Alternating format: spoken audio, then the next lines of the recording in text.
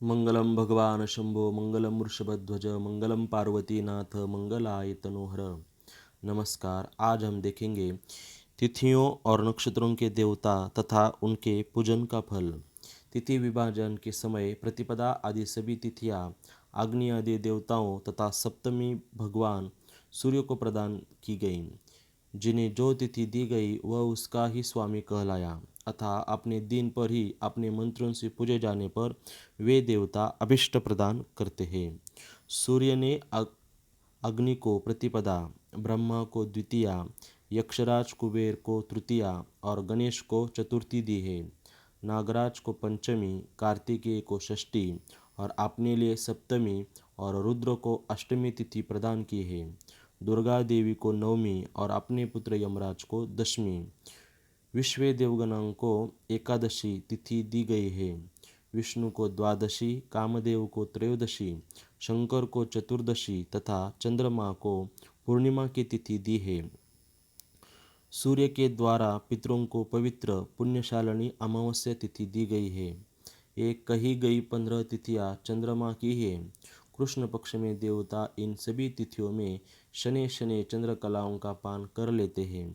वे शुक्ल पक्ष में पुनः 16वीं कला के साथ उदित होती है। वह अकेली षोडशी कला सदैव अक्षय रहती है, उसमें साक्षात सूर्य का निवास रहता है। इस प्रकार तिथियों का क्षय और वृद्धि स्वयं सूर्य नारायण ही करते हैं, अतः वे सबके स्वामी माने जाते हैं। ध्यान मात्र से सूर्यदेव अक्षय गति प्रदान करते हैं। दूसरे देवता भी जिस प्रकार उपासकों की अभिष्ट कामना पूर्ण करते हैं, संक्षेप में आज हम देखेंगे। प्रतिपदा तिथि में अग्निदेव की पूजा करके अमृत रूपी घृत का हवन करें तो उस हवि से समस्त धान्य और अपरिमित धन की प्राप्ति होती है। द्वितीया को ब्रह्मा की पूजा करके ब्रह्मचारी ब्राह्मण को भोजन कराने से मनुष्य सभी विद्याओं में पारंगत हो जाता है। तृतीया तिथि में धन के स्वामी कुबेर का पूजन करने से मनुष्य निश्चित ही विपुल धनवान बन जाता है तथा क्रय विक्रय आदि व्यापारिक व्यवहार में उसे अत्यधिक लाभ होता है। चतुर्थी तिथि में भगवान गणेश का पूजन करना चाहिए, इससे सभी विघ्नों का नाश हो जाता है। पंचमी तिथि में नागों की पूजा करने से विष का भय नहीं रहता, श्री और पुत्र प्राप्त होते हैं और श्रेष्ठ लक्ष्मी भी प्राप्त होती है। षष्ठी तिथि में कार्तिकी की पूजा करने से मनुष्य श्रेष्ठ, मेधावी, रूप संपन्न, दीर्घायु और कीर्ति को बढ़ाने वाला हो जाता है। सप्तमी तिथि को चित्रभानु नाम वाले भगवान सूर्य नारायण का पूजन करना चाहिए, ये सब के स्वामी एवं रक्षक हैं। अष्टमी तिथि को वृषभ से सुशोभित भगवान सदाशिव की पूजा करनी चाहिए। वे प्रचुर ज्ञान तथा अत्यधिक क्रांति प्रदान करते हैं। भगवान शंकर मृत्यु हरण करने वाले हैं, ज्ञान देने वाले और बंधन मुक्त करने वाले हैं। नवमी तिथि में माँ दुर्गा की पूजा करके मनुष्य इच्छापूर्वक संसार सागर को पार कर लेता है तथा संग्राम और लोक व्यवहार में वह सदा विजय प्राप्त करता है। दशमी तिथि को यह की पूजा करनी चाहिए। वे निश्चित ही सभी रोगों को नष्ट करने वाले तथा नरक तथा मृत्यु से समान उद्धार करने वाले हैं।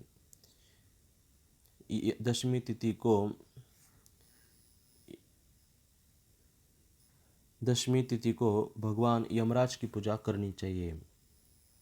एकादशी तिथि को विश्वदेवों की भली प्रकार से पूजा करनी चाहिए। वे भक्त को संतान, धन धान्य और पृथ्वी प्रदान करते हैं। द्वादश तिथि को भगवान विष्णु की पूजा करके मनुष्य सदा विजयी होकर समस्त लोक में वैसे ही पूज्य हो जाते हैं जैसे किरणमालो भगवान सूर्य पूज्य है। त्रयोदशी में कामदेव की पूजा करने से मनुष्य उत्तम भार्या प्राप्त करता है तथा उसकी सभी कामनाएं पूर्ण हो जाती हैं।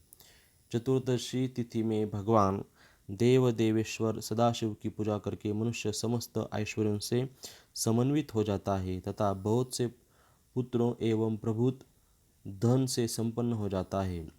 पूर्णिमा तिथि में जो भक्तिमान मनुष्य चंद्रमा की पूजा करता है उसका संपूर्ण संसार पर अपना आधिपत्य हो जाता है, वह कभी नष्ट नहीं होता। अपने दिन में अर्थात अमावस्या में पितृगण पूजित होने पर सदैव प्रसन्न होकर प्रजावृद्धि, धनरक्षा, आयु तथा बल शक्ति प्रदान करते हैं। उपवास के बिना भी ये पितृगण उक्त फल को देने वाले होते हैं। अतः मानव को चाहिए कि पितरों को भक्तिपूर्वक पूजा के द्वारा सदा प्रसन्न रखें। मूल मंत्र, नाम संकीर्तन और अंश मात्रों से कमल के मध्य में स्थित तिथियों के स्वामी देवताओं की विविध उपचारों से भक्तिपूर्वक यथाविधि पूजा करनी चाहिए तथा जप होम आदि कार्य संपन्न करने चाहिए। इसके प्रभाव से मानव इस लोक में और परलोक में सदा सुखी रहता है, उन देवों के लोकों को प्राप्त करता है और मनुष्य उस देवता के अनुरूप हो जाता है। उसके सारे अरिष्ट नष्ट हो जाते हैं तथा वह उत्तम रूपवान धार्मिक शत्रुओं का नाश करने वाला राजा होता है। इसी प्रकार सभी नक्षत्र देवता जो नक्षत्र में व्यवस्थित हैं, वे पूजित होने पर समस्त अभिष्ट कामनाओं को प्रदान करते हैं। अश्विनी नक्षत्र में अश्विनी कुमारों की पूजा करने से मनुष्य दीर्घायु एवं व्याधि मुक्त होता है। भरणी नक्षत्र में कृष्ण वर्ण के सुंदर पुष्पों से बनी हुई मान्यादि और होम के द्वारा पूजा करने से अग्निदेव निश्चित ही यथेष्ट फल देते हैं। कृतिका नक्षत्र में शिवपुत्र कार्तिकेय की पूजा एवं कृतिका नक्षत्र के 1.25 वैदिक मंत्रों का जाप किया जाता है। रोहिणी नक्षत्र में ब्रह्मा की पूजा करने से वह साधक की अभिलाषा पूर्ण करते हैं।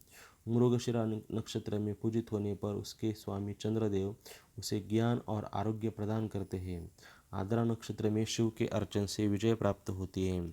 सुंदर कमल आदि से पुष्पों से पूजे गए भगवान शिव सदा कल्याण करते हैं। पुनर्वसु नक्षत्र में आदित्य की पूजा करनी चाहिए। पूजा से संतृप्त होकर वे माता के सदृश रक्षा करती है। पुष्य नक्षत्र के स्वामी बृहस्पति अपनी पूजा से प्रसन्न होकर प्रचुत सद्बुद्धि प्रदान करते हैं। आश्लेषा नक्षत्र में नागों की पूजा करने से नागदेव निर्भय कर देते हैं, काटते नहीं। मगा नक्षत्र में हव्य कव्य के द्वारा पूजे गए सभी पितृगण धन धान्य भृत्य पुत्र तथा पशु प्रदान करते हैं।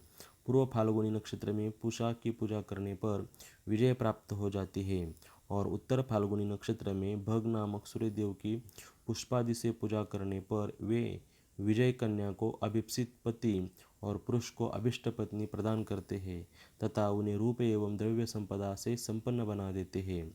हस्त नक्षत्र में भगवान सूर्य गंध पुष्पादि से पूजित होने पर सभी प्रकार की धन संपत्तियाँ प्रदान करते हैं। चित्रा नक्षत्र में पूजे गए भगवान त्वष्टा शत्रु रहित राज्य प्रदान करते हैं। स्वाति नक्षत्र में वायुदेव पूजित होने पर संतुष्ट जो परम शक्ति प्रदान करते हैं। विशाखा नक्षत्र में लाल पुष्पों से इंद्राग्नि का पूजन करके मनुष्य इस लोक में धन धान्य प्राप्त कर सदा तेजस्वी रहता है।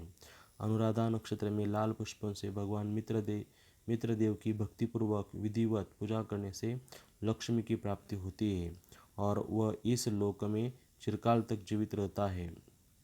ज्येष्ठा नक्षत्र में देवराज इंद्र की पूजा करने से मनुष्य पुष्टि बल प्राप्त करता है तथा गुणों में, धन में एवं कर्म में सबसे श्रेष्ठ हो जाता है। मूल नक्षत्र के सभी देवताओं और पितरों की भक्तिपूर्वक पूजा करने से मानव स्वर्ग में अचल रूप से निवास करता है और पूर्वोक्त फलों को प्राप्त करता है।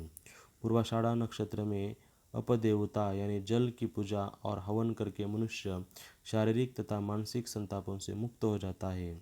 उत्तराषाढ़ा नक्षत्र में विश्वदेवों और भगवान विश्वेश्वर की पुष्पादि द्वारा पूजा करने से मनुष्य सभी कुछ प्राप्त कर लेता है।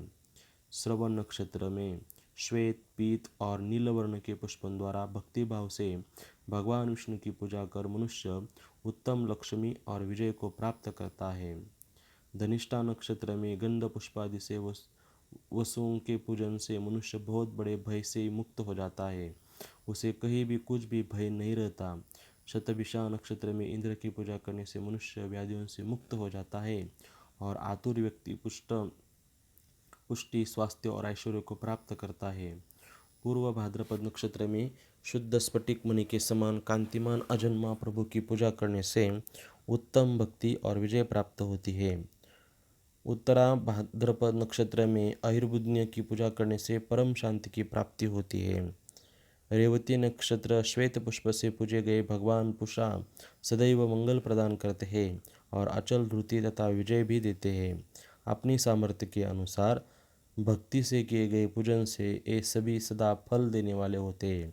यात्रा करने की इच्छा हो अथवा किसी कार्य को प्रारंभ करने की इच्छा हो तो नक्षत्र देवता की पूजा आदि करके वह सब कार्य करना उचित है। इस प्रकार करने पर यात्रा में तथा क्रिया में सफलता होती है। ऐसा स्वयं भगवान सूर्य ने कहा है। इस प्रकार आज हमने तिथियों और नक्षत्रों में जो देवता है उनकी पूजा कैसे करनी चाहिए इस विषय पर चर्चा की। इति शुभम भवतु।